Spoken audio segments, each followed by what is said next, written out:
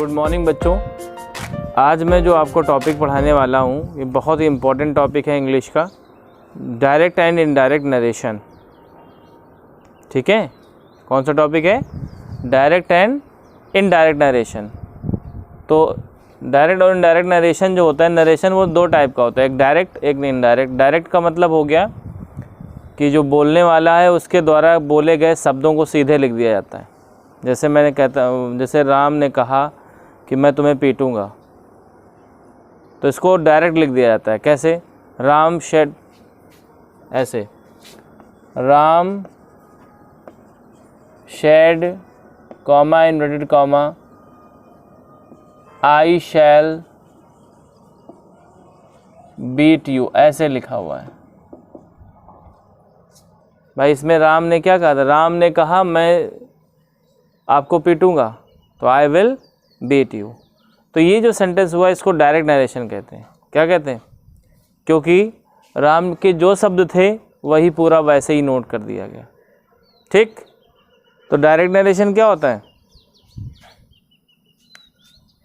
तो हेडिंग यहाँ पे डाल लें, डायरेक्ट नरेशन।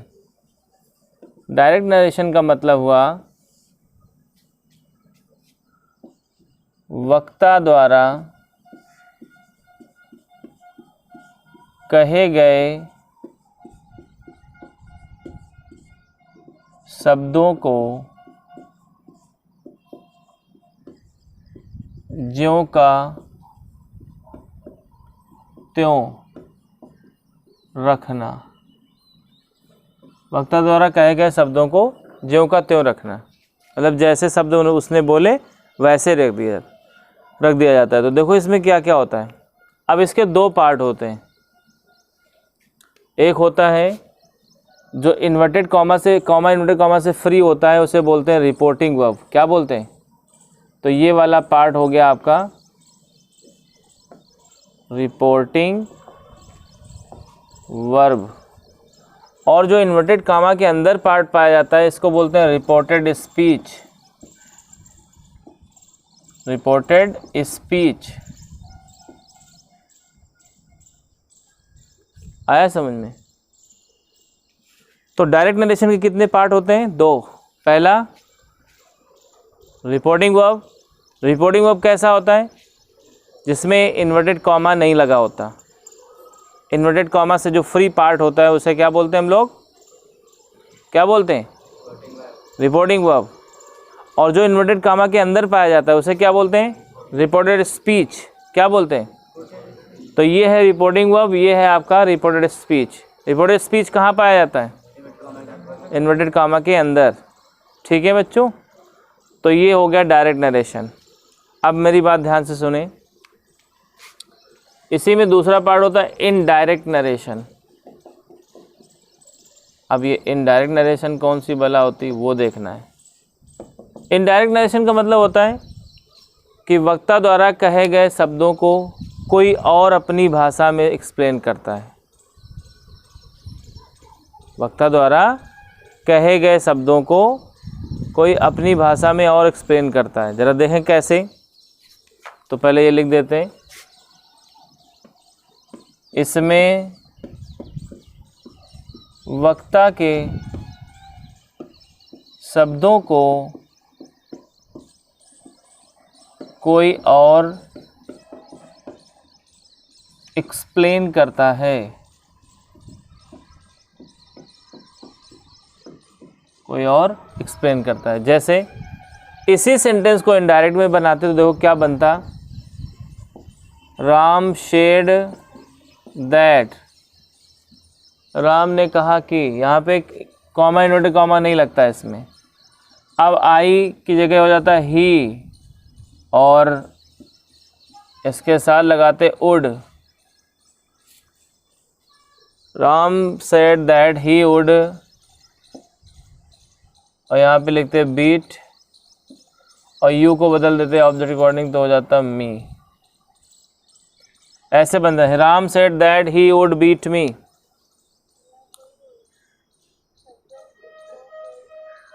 तो अब देखें यहाँ पे राम के शब्दों को हमने चेंज कर दिया। राम ने बोला था कि मैं तुम्हें पीटूंगा, तो मैं इसमें बता रहा हूँ राम ने कहा कि वह मुझे पीटेगा। उसके शब्दों को हमने चेंज करके यहाँ पे लिख दिया, समझ गए ना। तो इनडायरेक्ट नरेशन इसको बोलते हैं। तो समझ में आया कितने प्रकार के नरेशन होते हैं? 2 टाइप्स के। कौन कौन से? डायरेक्ट नरेशन और इनडायरेक्ट नरेशन। इनडायरेक्ट नरेशन क्या होता है? जिसमें कि कॉमा इन्वर्टेड कॉमा नहीं पाया जाता, जोड़ने के लिए कोई कनेक्टिंग वर्ड लगा होता है दोनों सेंटेंसेस को। आ गई बात समझ में? तो आज मैंने अभी आपको क्या क्या बताया, डायरेक्ट नरेशन और इनडायरेक्ट नरेशन में डिफरेंस। तो अब हम लोग सीखने जा रहे हैं कि कैसे डायरेक्ट से इनडायरेक्ट नरेशन बनाया जाता है। तो आप देखें ज़रा कैसे बनाते हैं।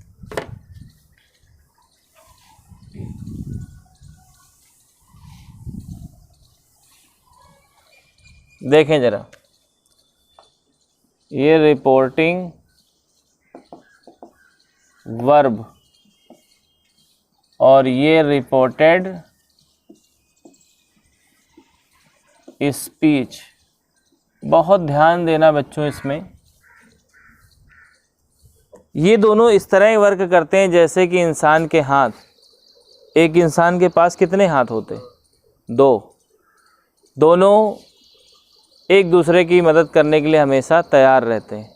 मतलब कहने का ये कि अगर किसी समय एक हाथ पर कोई चींटा चढ़ जाए या उसे काटने लगे उस हाथ में, तो दूसरा हाथ क्या करता है?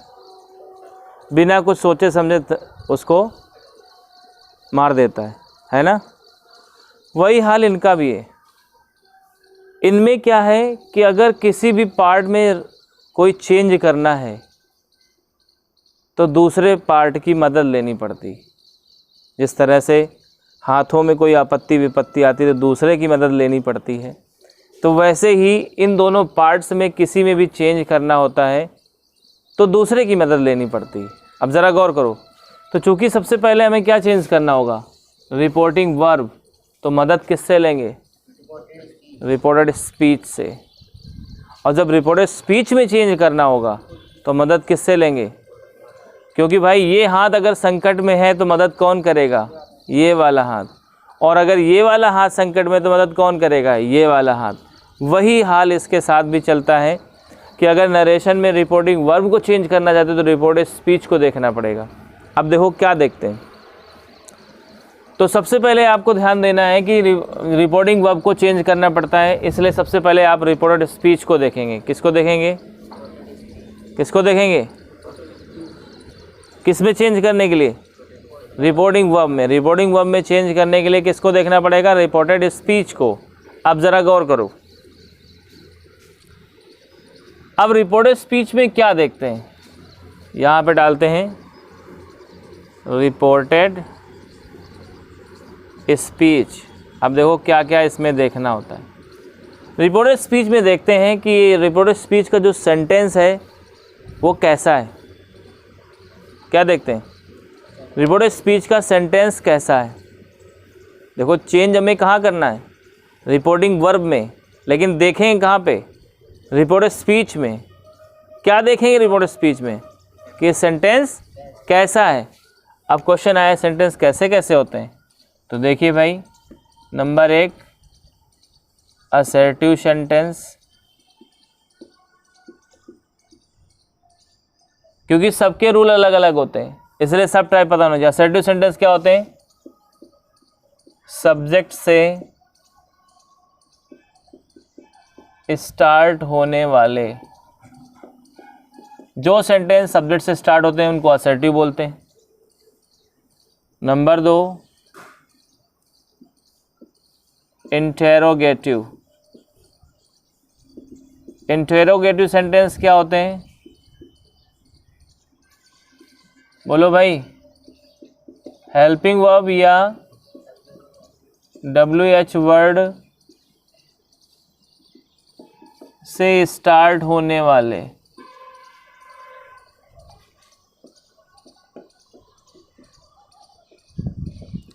और लास्ट में इसमें क्वेश्चन मार्क होगा। क्या होगा? Question mark. इसमें क्या होगा? असर्टिव में फुल स्टॉप। तो इंट्रोगेटिव सेंटेंस कहाँ से स्टार्ट होते हैं? हेल्पिंग वर्ब या WH वर्ड से स्टार्ट होते हैं। तीसरा आया इम्परेटिव सेंटेंस।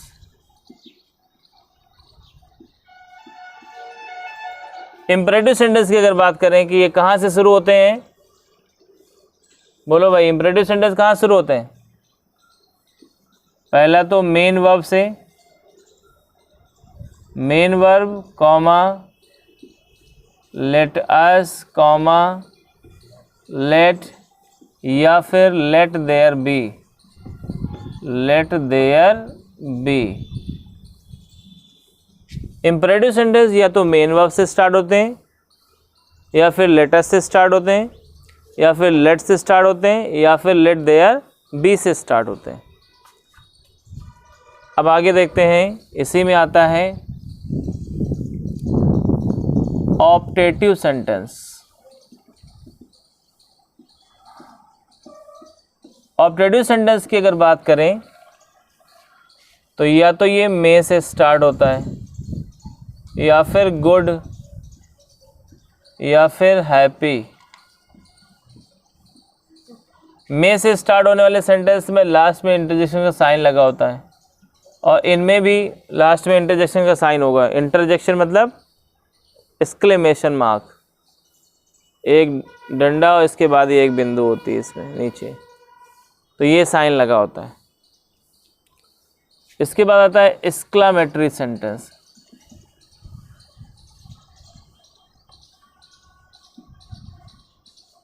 एक्सक्लामेटरी सेंटेंस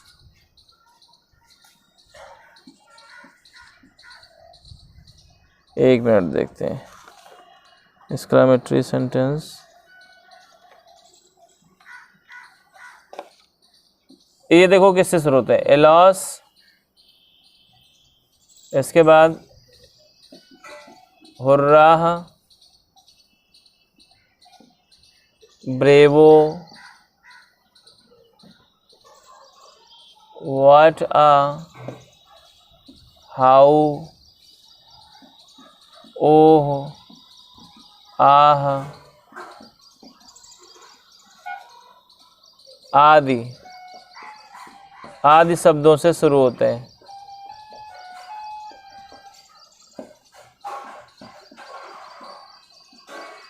आदि शब्दों से प्रारंभ होते हैं।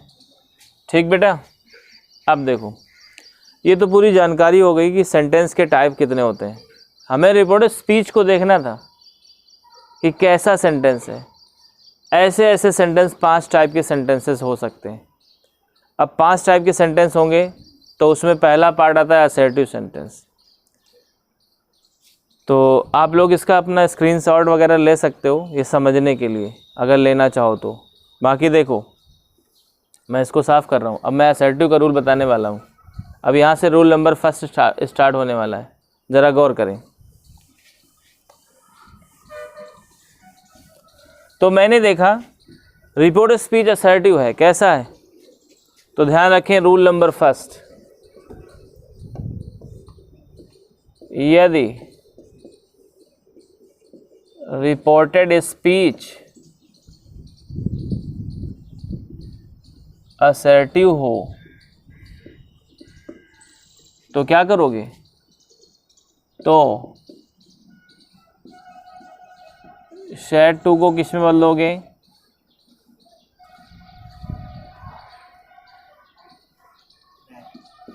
टोल्ड। सेज टू को किस में बदलोगे? टेल्स। से टू को किस में बदलोगे? टेल में। जोड़ने के लिए क्या लगाओगे? कॉमा और इन्वर्टेड कॉमा के स्थान पे इसकी जगह पे क्या लगाओगे जोड़ने के लिए? दैट का इस्तेमाल करेंगे। किसका इस्तेमाल करेंगे? ठीक है,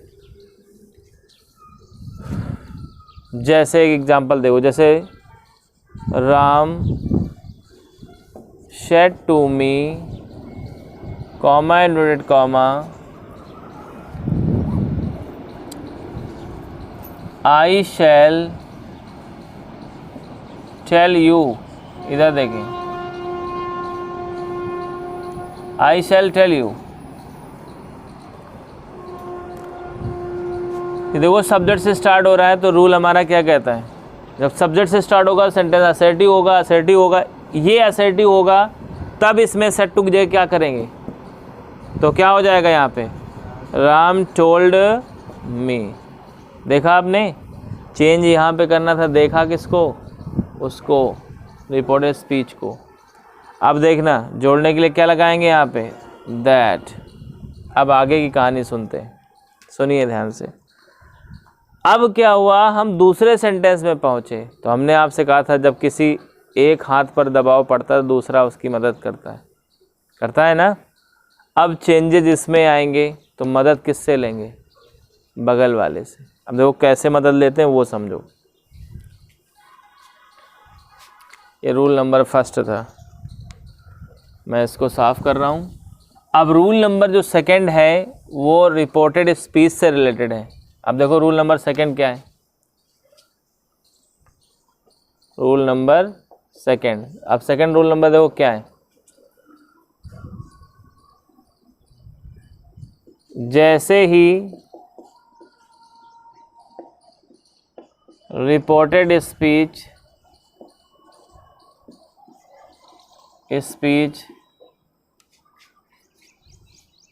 में घुसते हैं तो सबसे पहले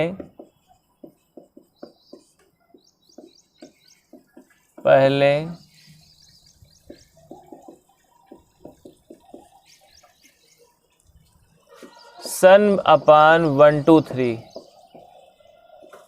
सन अपान 1 2 3 का रूल लगाकर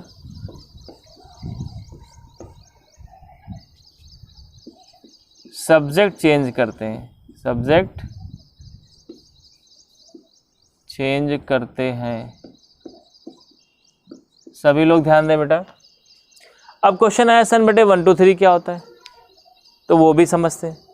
सन बटे 1 2 3 देखो क्या होता है, इसका एक्सप्लेनेशन देखते हैं। फर्स्ट पर्सन सब्जेक्ट के अनुसार बदलेंगे, मतलब रिपोर्टेड स्पीच में अगर फर्स्ट पर्सन आ जाए तो रिपोर्टिंग वर्ब के सब्जेक्ट के अनुसार बदलना, ये नियम है इसका। मतलब बदलना इसको है, आई को। कौन सा पर्सन है आई, फर्स्ट पर्सन। किसके अकॉर्डिंग बदलेगा, राम के अकॉर्डिंग। मतलब बदलना इसको है और मदद उससे लेनी पड़ेगी। तो फर्स्ट पर्सन किसके अनुसार बदलता है, रिपोर्टेड स्पीच का फर्स्ट पर्सन रिपोर्टिंग वर्ब के सब्जेक्ट के अनुसार चेंज होता है, ठीक है। सेकंड पर्सन रिपोर्टेड स्पीच का सेकंड पर्सन रिपोर्टिंग वर्ब के ऑब्जेक्ट के अनुसार चेंज होता है, ठीक है। और थर्ड पर्सन नो चेंज, मतलब थर्ड पर्सन जो है वो चेंज नहीं होता है। बात समझ में आई कि नहीं आई, बताएं। अच्छा क्या मतलब है इसका, फर्स्ट पर्सन किसका होगा, फर्स्ट पर्सन किसका होगा, रिपोर्टेड स्पीच का। सब्जेक्ट किसका होगा, तो रिपोर्टेड स्पीच का first person pronoun reporting verb के सब्जेक्ट के अनुसार चेंज होगा। Second person pronoun reporting verb के ऑब्जेक्ट के अनुसार चेंज होगा। थर्ड पर्सन नो चेंज हो गया, ठीक है। आया समझ में। तो अब देखते हैं। अब इसमें बहुत सारे बच्चे ये सोचने लगते हैं कि सर हमें यही नहीं पता फर्स्ट पर्सन क्या होता है, सेकंड पर्सन क्या होता है, थर्ड पर्सन क्या होता है, तो हम चेंज कैसे करेंगे। तो आप लोग यहाँ पे देख सकते हैं फर्स्ट पर्सन क्या होता है, मैं लिख देता हूँ। फर्स्ट पर्सन ऐसे लिखे दे रहा हूँ, फर्स्ट पर्सन। फर्स्ट पर्सन में आते हैं आई, माई और मी। ये देखिए सब्जेक्टिव केस होता है, ये आपका ऑब्जेक्टिव केस होता है, और ये ऑब्जेक्टिव नहीं, ये पजेसिव होता है। ये पजेसिव केस होता है और ये आपका ऑब्जेक्टिव केस होता है, ठीक है। तो फर्स्ट पर्सन में क्या आ गया, I, my, me, we, our, us. We subjective, our possessive और अस ऑब्जेक्टिव केस होता है। तो ये तो भाई हो गए फर्स्ट पर्सन, ठीक है। इसी लाइन पे चलते हैं, सेकंड पर्सन क्या होता है। अब सेकंड पर्सन देख लें। सेकंड पर्सन में होता है यू, योर और यू। यू योर यू चलता है इसमें, ठीक है। फर्स्ट पर्सन मतलब अपने आप के लिए जो प्रोनाउन यूज़ करते हैं उनको फर्स्ट पर्सन बोला जाता है। अपने आप के लिए हम लोग क्या यूज़ करते हैं, मैं या हम, और इससे रिलेटेड जो इनके तीनों केस होते हैं, आई माई मी हो गया, वी अवर अस, ऐसे। सेकेंड पर्सन मतलब अपने सामने वाले के लिए, जैसे मैं आप लोगों को पढ़ा रहा हूँ तो आपके लिए क्या यूज़ कर रहा हूँ भाई, आप लोगों के लिए आप यूज़ कर रहा हूँ ना, मतलब यू यूज़ कर रहा हूँ। आप लोग मेरे सामने हो तो सेकेंड पर्सन होता है जो सामने हो, यू और यू। और इसके अलावा जो आते हैं सब थर्ड पर्सन होते हैं। अब थर्ड पर्सन भी देख लो कैसे होते हैं। थर्ड पर्सन कितने होते हैं वो भी समझ लें। ही, हिज, हिम, सी, हर, हर, और यहाँ पे और होता है दे, दियर, देम, दे, दियर, देम, इस तरह से चलता है। नहीं आया समझ में? बोलो, आ गया? और सुनो, अगर यहाँ पे किसी पुरुष का नाम होता तो पुरुष का नाम होता तो उसके लिए ही, हिज, हिम चलाते। स्त्री का नाम होता तो सी, हर, हर। और बहुत सारे मान लो जैसे बच्चे दिया होता वहाँ पे, तो उनके लिए प्रोनाउन क्या यूज़ करते, दे, दियर, देम, ठीक है ना। वो सब थर्ड पर्सन होते हैं। तो अब देखते हैं ज़रा। तो हम लोगों ने देखा था, अपने सेंटेंस पे आते हैं। ये हमारे समझ में आ गया होगा मेरे ख्याल से। तो सन बटे 1 2 3 का रूल लगाना है, क्योंकि हम इसके सब्जेक्ट पे पहुंच गए। जैसे ही दूसरे सेंटेंस में रिपोर्टेड स्पीच में एंट्री मारते हैं, तुरंत पहला काम होता है सन बटे 1 2 3 का रूल लगा के सब्जेक्ट को चेंज कर देना। नहीं समझे? तो आओ देखो भाई, आई कौन सा पर्सन है, किसके अकॉर्डिंग बदलेगा, सब्जेक्ट कौन है, राम। अभी आपसे मैंने बताया था कि अगर कोई पुरुष होगा तो उसके लिए प्रोनाउन क्या रखते हैं, ही, क्या रखते हैं। तो अब देखिए यहाँ पे ही, इनके केस भी मिलने चाहिए। सब्जेक्टिव है ना ये आई, तो ये भी सब्जेक्टिव है। तो क्या हो जाएगा यहाँ पे, तो हमने आई को राम के अकॉर्डिंग चेंज किया, तो क्या बन के आया, ही। अब जैसा कि आपको पता है आई के साथ सेल लगता है, लेकिन ही के साथ क्या सेल लगेगा, क्या लगेगा, विल। अब देखते हैं इसमें रूल नंबर 3 होता है। अब रूल नंबर 3 क्या होता है वो मैं आपको बताने जा रहा हूँ। बहुत इंपॉर्टेंट रूल है ये। देखें जरा, रूल नंबर 3। अब देखो ये रूल क्या कहता है। कहता है सन बटे 1 2 3 का रूल लगाने के बाद फिर इसमें कुछ चेंज करना पड़ता है रिपोर्टेड स्पीच में। और वो क्या चेंज करना होता है, टेंस बदलना होता है। क्या बदलना होता है, टेंस किसका बदलना है, बताओ किसका बदलना है। तो फिर देखना किसको पड़ेगा, क्योंकि हमने आपसे बताया था कि एक पर अगर किसी का हमला होता है तो दूसरा उसकी मदद करता है। यहाँ पे टेंस बदलना है तो मदद किसकी लेंगे, रिपोर्टिंग वर्ब की। अब क्या मदद लेंगे वो देखो। इसका रिपोर्टेड स्पीच का अगर कभी टेंस बदलना हो तो हमें देखना चाहिए कि रिपोर्टिंग वर्ब पास्ट में है या नहीं। अगर रिपोर्टिंग वर्ब पास्ट में होती है तो रिपोर्टेड स्पीच का टेंस बदला जाता है। तो देखें रूल नंबर 3, यदि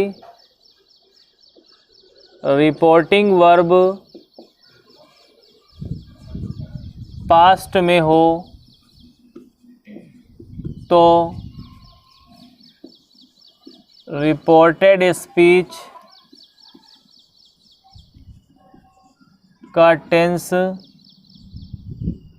बदल जाता है या बदला जाता है। अब देखो टेंस बदलता कैसे है, 3 रूलों में याद कर लीजिए। पहला देखो कैसे बदलते हैं, सारे प्रेजेंट के पास्ट में बदल जाते हैं,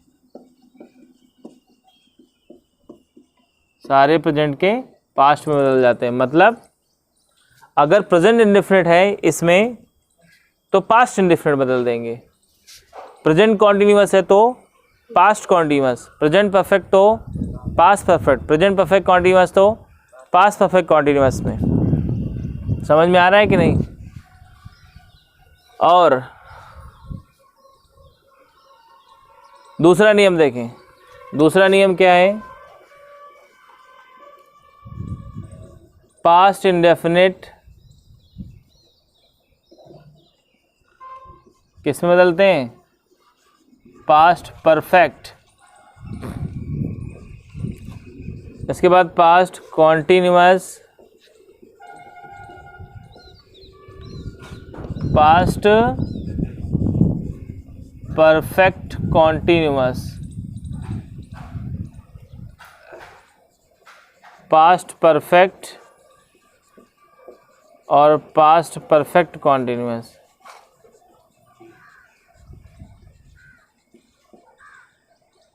ये दोनों, ये नो चेंज। नो चेंज का मतलब क्या हुआ? ये नहीं बदलते। समझ में आ रहा है? तो ये रूल नंबर सेकंड हो गया जो पास्ट के लिए था। पास्ट वाला बहुत इंपॉर्टेंट है। पास्ट इंडेफिनिट को किस में बदलेंगे? पास्ट परफेक्ट में। पास्ट कॉन्टिन्यूअस और पास्ट परफेक्ट कॉन्टिन्यूअस, ये दोनों नहीं चेंज होते। ठीक है। अब रूल नंबर थर्ड देखें तो मेरे ख्याल से आपको आ गया होगा समझ में। ऐसा कब करते हैं? जब रिपोर्टिंग वर्ब पास्ट में हो तो किसका टेंस बदलते हैं? ठीक ना। अब इसी में रूल नंबर तीसरा होता है, जरा देखें तीसरा क्या रूल होता है।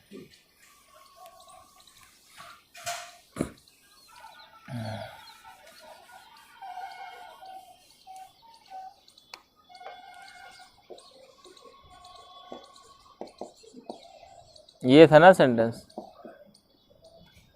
अब देखो रूल नंबर तीसरा क्या है?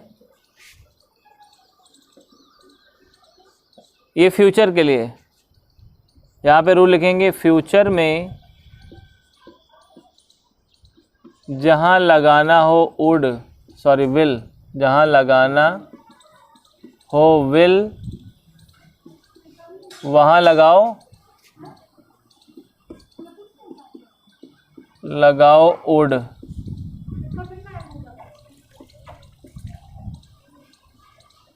जहाँ लगाना हो विल वहाँ लगाओ वुड, और जहाँ लगाना हो शैल,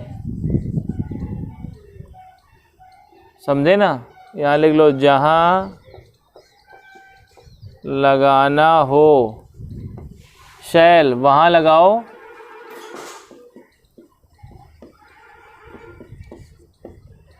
लगाओ शुड। बोलो आया समझ में? जहाँ पे विल लगाना हो वहाँ क्या लगाएंगे? वुड। जहाँ शैल लगाना हो वहाँ क्या लगाएंगे? शुड। ये नियम होता है। तो अब देखो ज़रा, तो ये मैंने रूल चेंज करना आपको बताया। क्या इस सेंटेंस में रूल चेंज होगा?